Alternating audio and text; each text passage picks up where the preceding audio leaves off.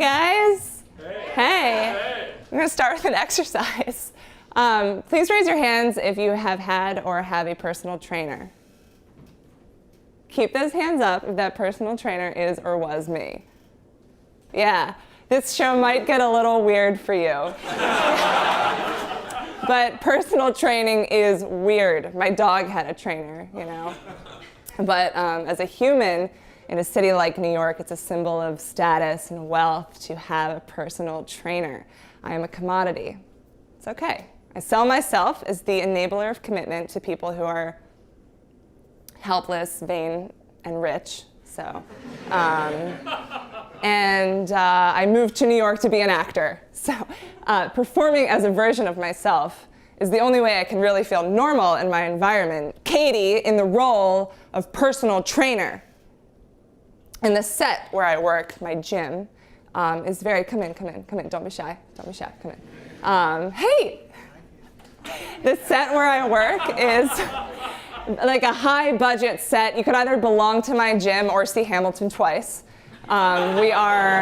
We sit below a Whole Foods, and that Whole Foods is below a 4-story glass and chrome mega mall built for international billionaires. And I am not intentionally bringing him up, but Donald Trump does live across the street. So given that and our depth, I would say we are literally a portal to hell. But it's okay. It's like the member demographic. It's wealth with a little naughty behavior, and every club has their special regulars. There's the naked yogi who just hands out moisturizer in the locker room.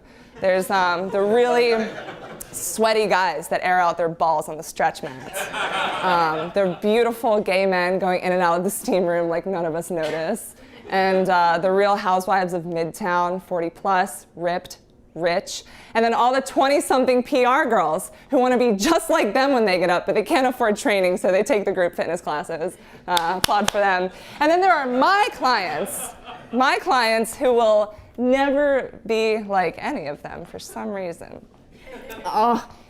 Ever since my ankle hurt, my knee started hurting, and then my shoulder started hurting, and now I feel like I'm just gaining all of the weight back that we lost. But I don't want you to go easy on me, Katie. I mean, I know you say that nutrition is 80% of my success, but you know that that's also my hardest thing. I mean, my mother essentially was anorexic growing up. I mean, seconds weren't even an option. Leftovers weren't even a thing. At Thanksgiving, we would finish eating and she would just throw away like the half-eaten bird so that we didn't have it in the house. So I just don't know when enough is enough. So when I got out of the house, I ate whatever I want. Before I saw you, I was 50 years old eating bowls of Tootsie Rolls before bed just because I knew it made my mother angry. And then we lost all the weight. And then, ever since I hurt myself, I'm gaining it back. And it's the sweets. Like, I went to Magnolia Bakery to pick up a birthday cake for my daughter, and that smell, that sweet, warm smell, it makes you salivate for their buttercream vanilla cupcake. And I know you say, I can just have one in moderation, but I can't have one. I had one and then I had 8 more because I need enough to feel sick so that I don't want it anymore. I was with my son in the bodega, and he pointed at that cream cheese Danish counter with all the cream cheese Danishes wrapped in plastic and dusty with 100 ingredients, and he was like, who would eat that? And I would. So, but you know what? I'll do anything for you, Katie. I'm your best client. Talking to her wasn't always the role that I played at the gym. Bye, Colleen. Hey, Jared. Have a great work. Bye. Hey, Todd. Katie, hey, I'm the new AGM here. Hey, how you doing? Great job at the front desk. We also know you work at the daycare center. That is fantastic, yeah. So we know you applied to be a lifeguard originally, and you know that guy, Christian?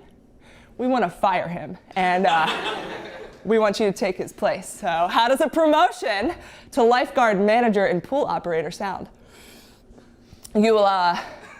You'll have to get certified in pool operations, of course. You can handle things like muriatic acid, chlorine, backwashing, simple stuff. You'll manage all the lifeguards, and of course you get the lifeguard yourself. So, oh, and we're gonna have to switch you over in payroll to the maintenance department. So come on in, guys, come on in. So get to know Julio. He's gonna be your boss now. Yeah. Get to know him. Good job, Katie. You really are a Jane of all trades. Congratulations. Lifeguarding.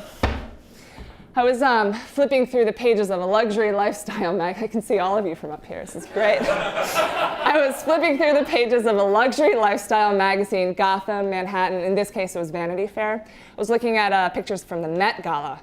That's how I counted my time. And the swim coach came over. He knew me because in my first weeks of New York, I took his swim practice classes. I swam for 15 years, hated swim practice, but I did it because I was good. And I took his classes because in the lonely, desperate winters of New York, it felt better to swim with other lonely, desperate adults. And he's this 6'4" African-American spiritual guy. He plays Diana Ross in his boot camp classes, and he was just like, yeah. And he was like, Katie, you are more than this. Be a group fitness instructor. Just get on the aerobic circuit so you can start subbing classes for me. And he really thought I could do it. I believed him. And so I did. I stole 2 styrofoam dumbbells from the pool deck, and I went to my apartment in Bushwick, to the roof, and I choreographed a water aerobics routine for my first audition in New York. Yeah! I tried really hard, but there was an issue. I didn't really have money, so I only bought one playlist on iTunes, this one, and I wore the same thing every week to class. And group fitness instructors are kind of made by their style and their taste in music. And my class was at Lexington Avenue and 63rd Street. It's that Katie woman again. Do you see her? She wears the same thing every day to class. I really liked that Jonathan they had before her. He was so handsome. I mean, she doesn't even give us a good workout. You know what? I'm gonna send an email out to all the girls on the listserv. Tell them to stop coming. And make sure we don't give her a Christmas gift either. Let's get that silly girl out of our club. She doesn't even know how to pump her noodle. So my last class had 3 people in it. But what I did have after all that, it's a workout. What I did have was a class of my own design, Swim Basics. Yay! A class for adult beginners. My coaching experience was nothing, except for one summer I assisted the Red Cross swim lessons when I was 14, helped children how to swim. And it turns out water is the great equalizer. There is no difference between an investment banker and a 6-year-old. Come in. There's no difference between an investment banker and a 6-year-old once they both have to blow bubbles, right? Yeah. So I get to class on the first day, and there are about 20 nervous adults. As soon as they enter, all of their eyes go to me. They know that I'm the instructor, and I just smell fear. And I see flesh that has never seen the sun, and I see happy trails all overgrown. And they're scared. I am their salvation. Hey guys, welcome to Swim Basics. Let me know if you're pregnant or injured. Let's swim. And it's chaos. I mean, there's 20 people of different levels. Everyone's vying for my attention at the same time. The injured runner wants to talk about his hip flexors, while the drowning man in the slow lane asks, how can I breathe underwater? And I just say whatever comes to me. In freestyle, where are you? There you are. In freestyle, there's rotation, right? So just be a rotisserie chicken. Breaststroke. So you know the praying mantis bug? It's kind of like that. Guys, I know kicking is hard, but you're in the water now. So be a fish, okay? And it works. Like, I am a structure at the club. I am worth it for people to join. And then I start getting asked these questions like, do you teach private lessons? No, because I don't really know anything. So how much would you charge for a private lesson? I wouldn't even pay me. And then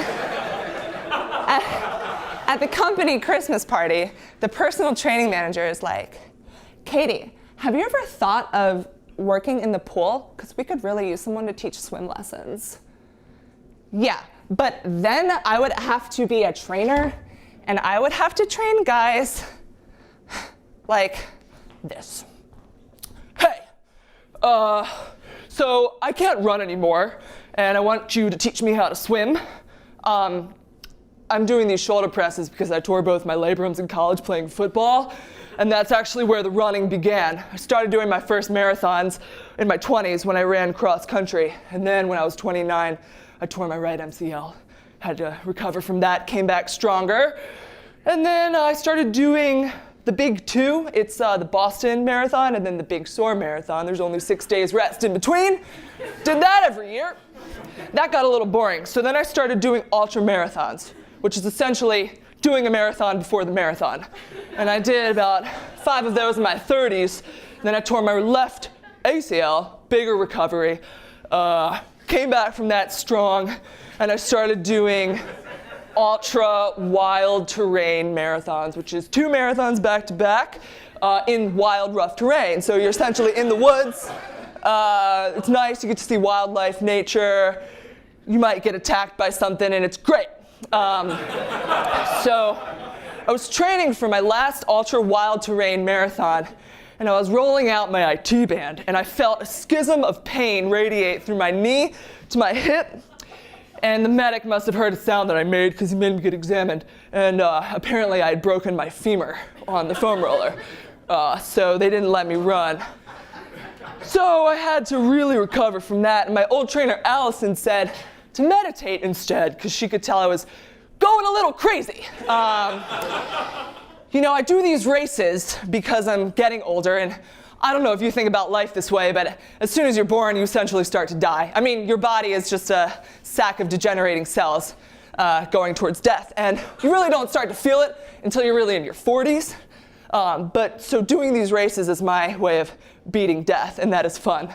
So I was meditating and thinking and doing my PT, and I'm at a point now where I'm allowed to run a single marathon on pavement, which is kind of boring. So with your help, I'm hoping to learn how to swim, and then do 2.2 miles, and then complete the 2018 Lake Placid Ironman. Yeah. So you kind of have to be obsessed to deal with a guy like that, and trainers at the time were kind of obsessed. These guys aren't there anymore, but I will say that some of them would do cocaine supplied by the clients and then crazy things like 10,000 kettlebell swings in a day. Like, that was a thing.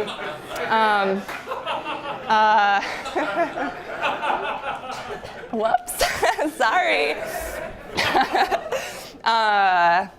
And they're all kind of branded too. There are the Russians who are always in lipstick, even at 6 a.m. They train puppy dog men clients.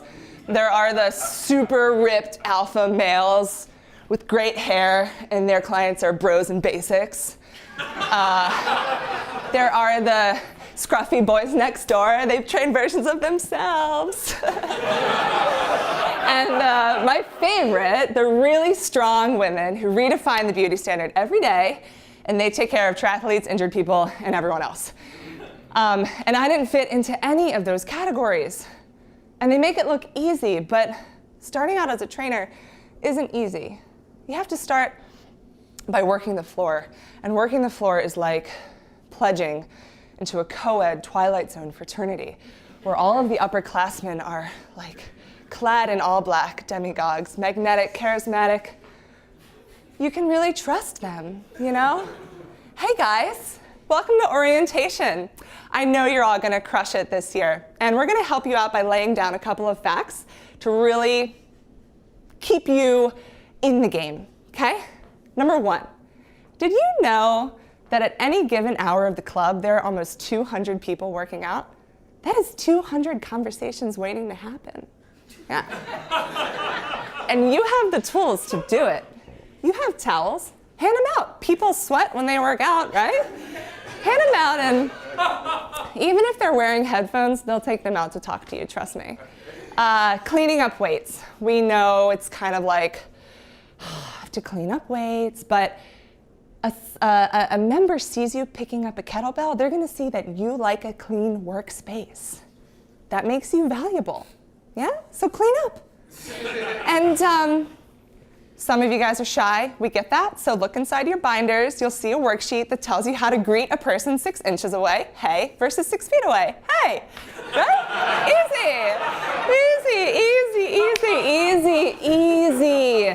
Last, we get that you are coming from Brooklyn, the Bronx, Queens, and you have to be here at 5:30. It's tough. I come from New Jersey. I mean, still, when you're here, you are the picture of health, yeah? Because you're selling a healthy lifestyle. You want people to want to be you. You are selling yourself. 28 people want to be me 3 times a week. So that's why I'm the highest paid trainer in the club. And do you want to know where I started out? Just guess. Musical theater. Yeah, that was my major. And I loved it. Listen, I loved it. And then I got hurt. And I came into this job thinking it would be like a stopgap, and it ended up being my passion career. I don't even have a work day because I do what I love. And I honestly think that 50% of you guys are gonna find that here, yeah? So let's get out there and let's crush it! Yeah! Okay. A week into orientation, I met with my first client. We're doing a little assessment, and her body fat percentage is high, her blood pressure is high, but you know, she's working out. She's 60 and she's working out. And I was like, you're beautiful, you don't need a trainer. And that's just not how you sell yourself. So I didn't think I was worth $100 and some for someone to train with me for an hour. But I had nothing to lose. I was an unsuccessful actor getting rejected for free, and now I was getting paid to hear the word no. So I just learned that to like sell, you have to be quiet. You have to just kind of lay out the facts and let them come to you, unlike some of my new hires. Okay, Charisse, we're gonna do 20 hip-hops. Let's go. 1, 2, 3, 4, 5, 6, 7, 8, 9, hit my hand, 10, hit my hand, 11, 12, 13, 14, 15, 16, 17, 18, 19, 20. He didn't last too long. But then I did learn all of this cool stuff. Like, if your lower back hurts, it's probably because your hip flexors are tight, right? If you need to feel it more in your butt, just shift your weight back to your heels, right? Right, guys? Yeah? And any woman over 40 with a six-pack is crazy. It just is. Fact. And then I got a 4-digit paycheck. And so I'm like really embracing being a personal trainer. Like it's in me. And it's helpful because I'm ignoring the 2 things in my life that were not working so well. One of them was my relationship, and the other was acting. You know, the whole reason for putting up with New York? I'm gonna bring it down. Can you guys see me? If you can't, just wiggle around. We're all friends here. The last time I put myself out there, as an actor in New York, I was taking unsolicited advice from strangers. A guy told me to be a group fitness instructor, so I did. And it led to something good. So an actor in New York told me to go to this weekly playwriting event. And I did, because I thought it would lead to something good. And so this event happens at 9 p.m. Every week. And I started going. And if you're an actor, you can get chosen to read on stage, and it's excellent. I went week after week. I had a 5:30 a.m. lifeguarding shift the next day. But I still went, and on the 4th week, I was chosen to read stage directions. And these were the kind of stage directions that were written with the character's feelings in mind. So I really read them with the feelings in mind, and I gave everything to that. And afterwards, the guy with the clipboard, he's the guy that chooses the actors. he was like, hey, good job, but we don't want to see so much of you. We want to see the actors. So less is more. Okay, yeah, good. So fine, I took a seat in the front row, and I sat next to this really sweet older guy named, well, we'll call him Samuel. And he became my buddy. He said I did a great job, and every week I sat next to him. He was an old theater producer. One week he said that I would be great in this 2-woman play that he knew. And so he invited me to his apartment to talk about it. And I was thrilled with the sense of adventure at the time. So I said yes. And I went, and it was a beautiful, warm April. It was like the first warm sunset in New York where you don't have to wear a jacket. And his apartment's filled with like books and things. And we watched 30 minutes of a BBC show, and credits roll, and he's ordered Chinese food for us to eat. And as the credits roll, he just turns and he's like, well, Katie, I won't beat about the bush. I want to fuck you. So I said no. But I stayed for the Chinese food, you know? Why? I wouldn't now. So anyway, I went back the next week, and he's there in the front row, and he's talking to a pretty little brunette there.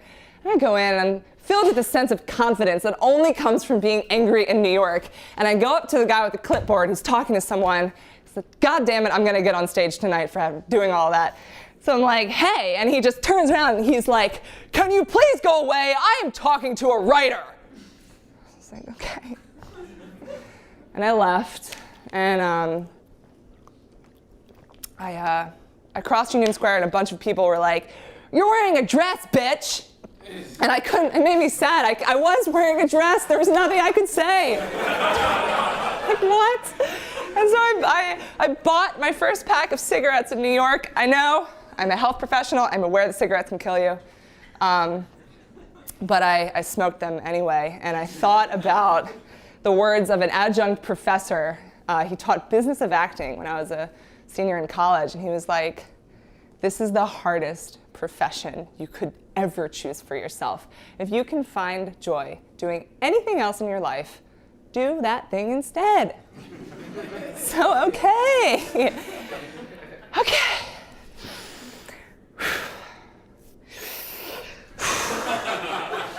Yes, this is an imaginary cigarette. They are like an escape for something, and I am intimate with my clients' versions of escape. Oh yeah.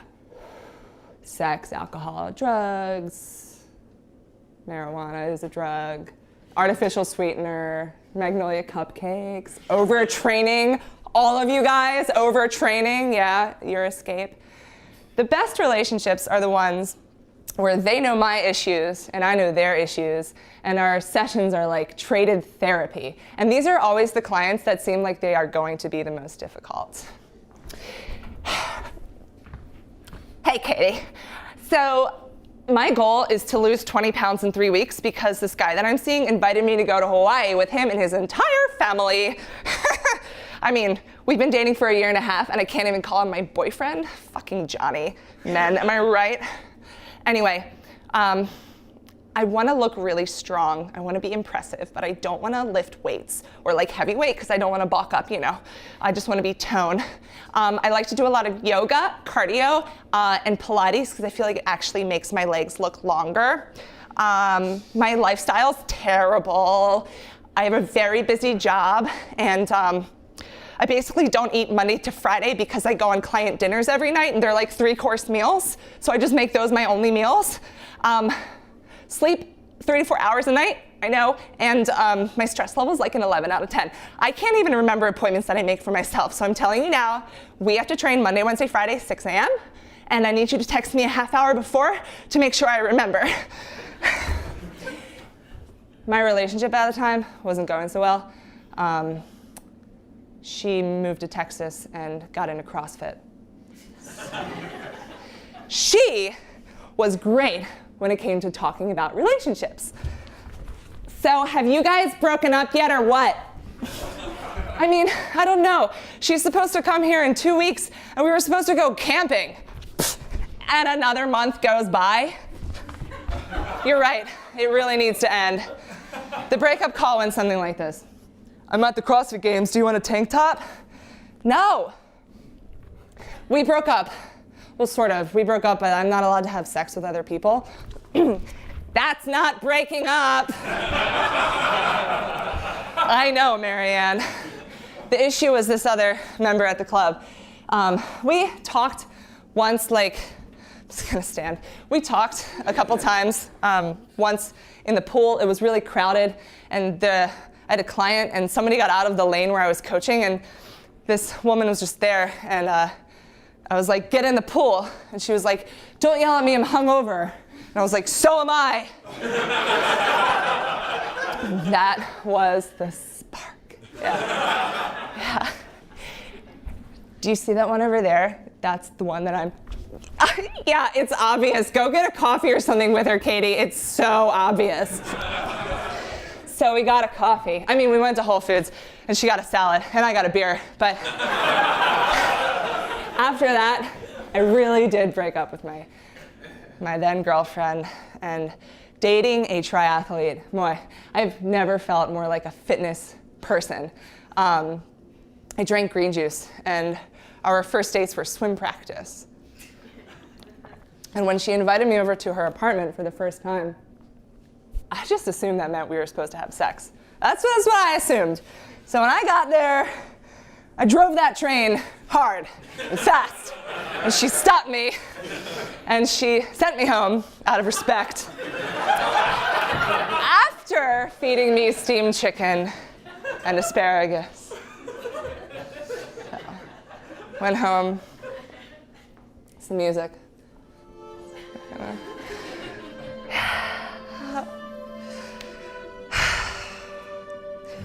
I rolled a spliff. It's a tobacco marijuana mixture into a blunt. I smoked it. And my roommate, Drake, his name is literally Drake, came in. And he brushed aside his long, golden, curly hair. He was holding a cup of tea and a book of Remy love poetry like a fucking asshole. And he was just like, being single means the pussy is not guaranteed. And I went to bed that night, and for the first time, I understood the question, how do you breathe underwater? I couldn't breathe. I was literally having a panic attack. I was so hopeless in love. I was so hopelessly in love, actually, literally, that I went to sign up and get certified in Russian kettlebells so that I could impress her with my snatch, right, guys? Snatch? Yeah. I also thought that true love being an attainable goal at the time, I could achieve by picking up my old violin that I hadn't played in 6 years and learning the most emotional, saddest Sarah Bareilles song I could find. Thinking in my head that we'd just be in her apartment one night, and the moment would come and I would pull out my violin from thin air and start playing. And she would recognize the song and start crying, and I would start crying, and they'd be sweet tears of requited love. And it didn't work out that way. Didn't. It did work out, though. And at this point, I am something. Everyone, look to the person you love in this audience tonight while I remember this next line. I am fluent in personal training. I am now certified in Russian kettlebells. My girlfriend is that member on the treadmill. I am an upperclassman. Ew. Yeah. But training is easy, at least. I can categorize my clients into 3 parts: the delusional, the stubborn, and my personal favorite, the old. Okay. One second. You're my 20th personal trainer, so you have a list of everything that you need to know. So, let's see, 30 years ago, I was in a very bad car accident. I broke my right hip. I lost my anterior fibula, so I only have like 3 bones in my right leg. I punctured my right lung and I shattered a piece of my skull. Full recovery. 10 years ago, I was dragged down 57th Street by the crosstown bus. You'll see that my leg has a purple patch right here. It's a skin graft from where they had to take the skin and put it on my stomach where I lost a lot of skin from being dragged. Full recovery. My biggest problem are the corns on my toes. They hurt very, very much. They're very painful. If there's ever an issue, it's going to be because of them. I do see a podiatrist every month to have them shaved. My goals. I am in my sunset years of life, and I want to stay balanced and limber throughout those years. I'm very busy. My job was as the CFO of the American Tennis Association. I still play tennis every day with a trainer. I'm also in my building's project to extend our balcony. That's like a full-time job. And I work part-time at Zabar's as a checkout girl because I love to talk to people. So between all of that, we can really only train Wednesday and Friday at 10 a.m. I think that's really all that you need to know. I mean, I'm very happy. I have divorced 2 husbands, and I'm finally alone. And I want to feel good for these last years because, frankly, they're my best. My brand, as it turns out, is that I have no brand. I am like the people's trainer, and that I'm pursuing something other than training, just like Marge here. That was her name, Marge, just like my old lady. So even if I were to quit my survival job, I would really miss it because training is as much a part of me as acting is. I would miss being around people who thrive on helping other people, right? I would miss working for a company that is based on its employees getting better. I would miss my fit fam, my gym tribe, some of my clients. Honestly, if I were to quit going to the gym or working for the gym, I would get a trainer. Yeah. Lights.